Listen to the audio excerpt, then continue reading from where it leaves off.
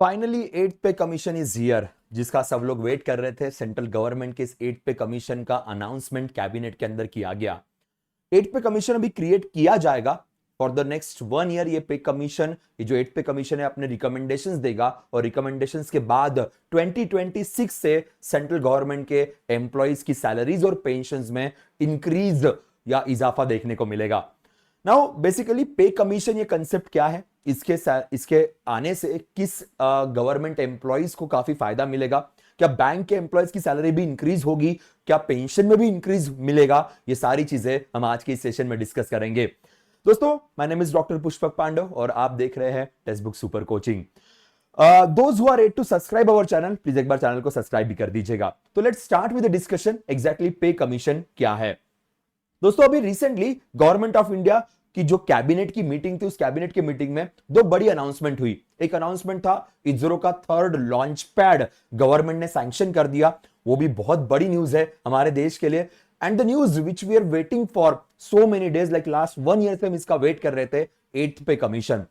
Eighth pay commission आने से जो सेंट्रल गवर्नमेंट के 1 करोड़ एम्प्लॉइज है और पेंशनरीज है, उनके सैलरीज और पेंशन में इजाफा होगा, इंक्रीज होगा। और चांसेस ऐसे कहे जा रहे, या स्पेक्यूलेशन ये है कि नियर अबाउट 25,000 तक का यहां पे रेज मिल सकता है। सो सेवंथ पे कमीशन ने 18,000 की बात की थी, एट पे कमीशन इसे 25,000 तक ले जा सकता है। सो बेसिक पे में काफी इंक्रीज होगा, और बेसिक पे में अगर इंक्रीज होता है तो ऑटोमेटिकली सैलरीज भी बढ़ेगी। अब ये जो इंक्रीज है, ये इंक्रीज स्पेक्युलेट किया जा रहा है कि it will be 25 to 26,000, but again it will be completely dependent on the recommendations of the pay commission. So pay commission जब बनेगा, उसके रिकमेंडेशन पे काफी चीजें डिपेंड करेगी। अभी से बहुत लोगों ने कैलकुलेशन करना शुरू कर दिए, अभी से बहुत लोगों ने हिसाब किताब करना शुरू कर दिया है, पर वो करने में कोई सेंस नहीं बनेगा। बिकॉज डियरेंस अलाउंस को लेके क्या फैक्टर्स रहेंगे, हाउस रेंट अलाउंस को लेकर क्या फैक्टर्स रहेंगे, और बाकी भी जो बाकी बेनिफिट्स मिलते हैं उसमें क्या चेंजेस रहेंगे, ये सब कुछ डिटेल में पे कमीशन जब बनेगा तो वो डिसाइड करेंगे। अब पे कमीशन कोई कॉन्स्टिट्यूशनल बॉडी नहीं है, ये एक एग्जीक्यूटिव बॉडी होती है। इसको फाइनेंस मिनिस्ट्री के द्वारा क्रिएट किया जाता है, स्पेशली एक्सपेंडिचर डिपार्टमेंट। सबसे पहला पे कमीशन 1946 में बना था। उस पे कमीशन के रिकमेंडेशन 1947 में इंप्लीमेंट किए गए थे।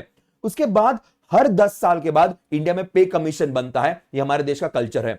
लास्ट टाइम पे कमीशन 2014 में क्रिएट हुआ था और 2016 में उस पे कमीशन के रिकमेंडेशंस को इंप्लीमेंट किया गया था। अब 10 इयर्स पूरे हो गए। सो 2026 में पे कमीशन के नए रिकमेंडेशन इंप्लीमेंट करने का टाइम आ गया है। अभी तक गवर्नमेंट कोई बात नहीं कर रही थी, कोई डिस्कशन नहीं कर रही थी, और all of a sudden cabinet ने अनाउंसमेंट कर दी।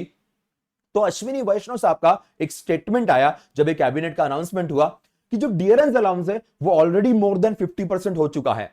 डियरेंस अलाउंस ये हमेशा इन्फ्लेशन पे डिपेंड करता है, और बढ़ते हुए इन्फ्लेशन को ध्यान में रखते हुए डियरेंस अलाउंस ऑलरेडी 50% क्रॉस कर चुका है। अगर वो 50% क्रॉस कर चुका है तो it's always better for the government कि आप नया पे कमीशन लेके आ जाइए और सैलरीज में ओवरऑल ही इंक्रीज कर दीजिए। बार बार डीए बढ़ाने में, बार बार डियरेंस अलाउंस बढ़ाने में कोई सेंस नहीं बनता। और इसीलिए फाइनली कैबिनेट ने बजट आने से पहले, बजट का अनाउंसमेंट होने से पहले इसकी अनाउंसमेंट कर दी है। चांसेस ये कहे जा रहे थे कि शायद बजट में निर्मला जी ये खुशखबरी देगी, पर शायद ये कैबिनेट को मंजूर नहीं था और कैबिनेट ने पहले ये खुशखबरी दे दी है। That's a very good thing.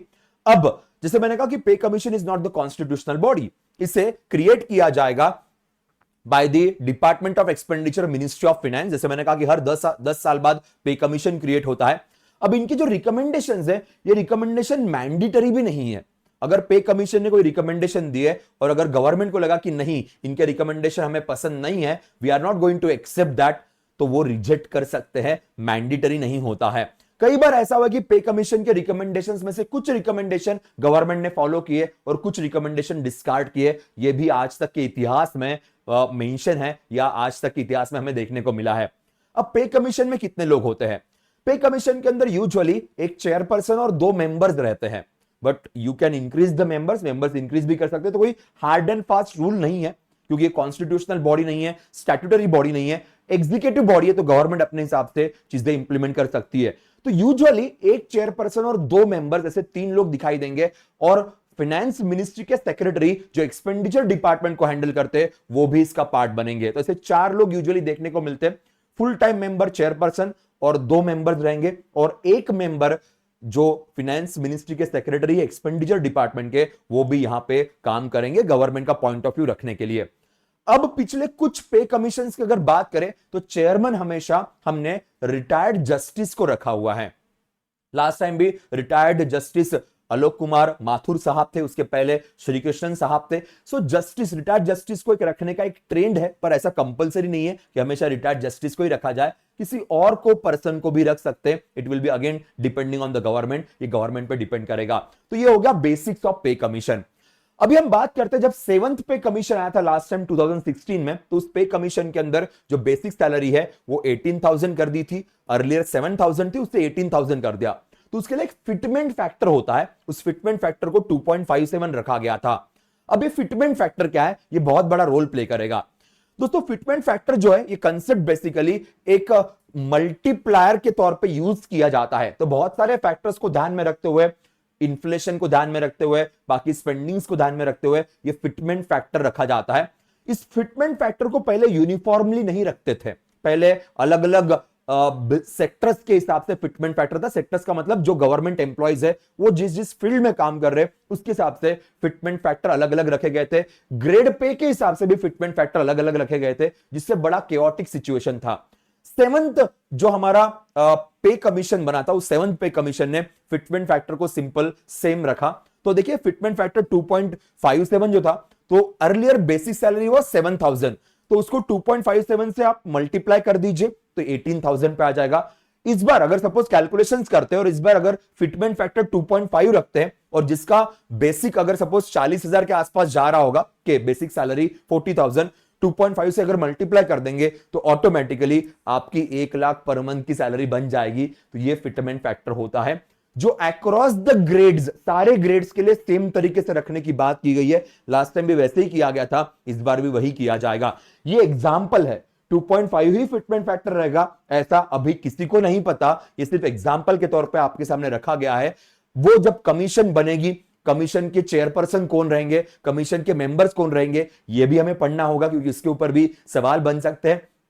और फिर जब कमीशन के रिकमेंडेशंस आएंगे वो भी हम पढ़ेंगे, पर उसके लिए थोड़ा वक्त लगेगा। तो मोस्टली चांसेस है कि शायद नवंबर दिसंबर तक इनके रिकमेंडेशंस आ जाएंगे और खुशखबरी ये रहेगी कि शायद 1 जनवरी 2026 से नए रिकमेंडेशंस को इंप्लीमेंट किया जाएगा। तो fingers cross for all government employees. अब सबसे बड़ा सवाल यह आता है कि क्या बैंक एम्प्लॉइज के लिए भी ये खुशखबरी रहेगी? तो जी नहीं, बिल्कुल नहीं। बैंक एम्प्लॉइज की सैलरीज को बढ़ाने के लिए ये फैक्टर कोई रोल प्ले नहीं करता, पे कमीशन का कोई रोल नहीं होता है। अब कई बार लोग कहते हैं सर हम तो गवर्नमेंट बैंक के एम्प्लॉय है, हम तो गवर्नमेंट एम्प्लॉय हो गए। नहीं, आप बैंक के एम्प्लॉय हो, गवर्नमेंट के एम्प्लॉय नहीं हो। गवर्नमेंट का एम्प्लॉय का मतलब होता है अगर आप यूपीएससी के थ्रू सिलेक्ट होते हो, आप एसएससी के थ्रू सिलेक्ट होते हो और डायरेक्टली गवर्नमेंट के लिए काम करते हो, then you will be called as a government employ. Otherwise आप बैंक एम्प्लॉय हो, गवर्नमेंट कंपनी के एम्प्लॉय हो, गवर्नमेंट इंस्टीट्यूशन के एम्प्लॉय हो, डायरेक्टली गवर्नमेंट के एम्प्लॉय नहीं हो। तो बैंकों के एम्प्लॉयज की सैलरी कैसे बढ़ती है?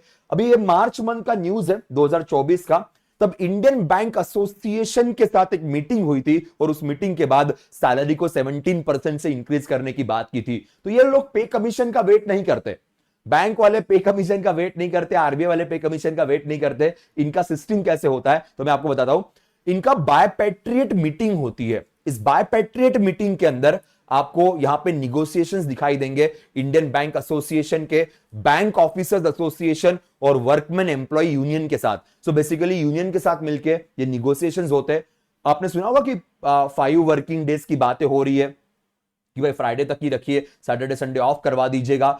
तो ये सारे जो डिस्कशंस है प्लस कुछ बेनिफिट्स वाले, सैलरीज वाले, ये सारे डिस्कशंस बायपैट्रिएट मीटिंग के अंदर होते हैं। तो लास्ट टाइम 12th बायपैट्रिएट मीटिंग हुई थी और उस मीटिंग के द्वारा ये सैलरी हाइक मिला था। तो जो लोग ये सोच रहे कि 8 पे कमीशन आने से बैंक वालों की मजे हो गई, आपकी मजे पहले से थी।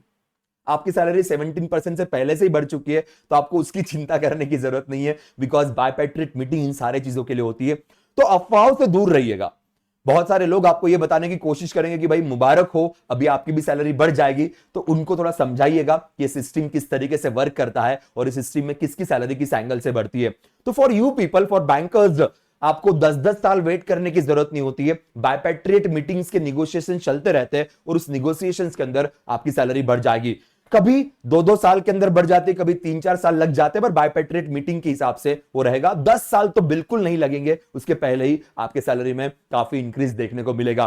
फिलहाल बायपेट्रेट मीटिंग का मेजर एजेंडा चल रहा है कि भाई सैटरडे संडे ऑफ करवा दीजिए बैंकर्स के लिए, क्योंकि वर्कलोड बहुत बढ़ गया है। तो लेट्स होप, फिंगर्स क्रॉस, कि जल्द से जल्द सैटरडे संडे ऑफ हो जाए।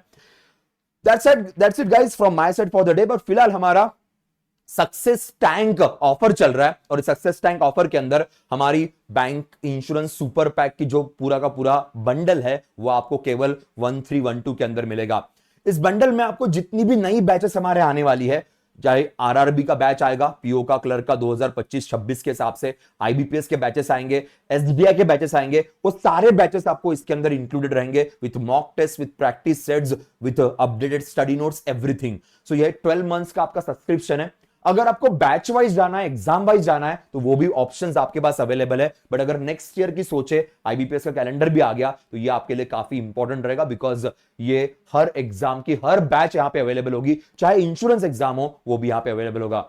सो ऑफर के लिए आप एक कोड यूज करना मत भूलेगा, this code will give you a very good discount. So that's it guys from my side. And रोज सुबह 6 बजे हमारा करंट अफेयर्स का सेशन होता है, उसकी लिंक और उसके नोट्स आपको इस टेलीग्राम ग्रुप पे मिल जाएंगे। इवन जो अभी मैंने आपके लिए आपके सामने जो पे कमीशन का पीडीएफ लाया था, ये भी इसी टेलीग्राम चैनल पे आपको अवेलेबल हो जाएगा।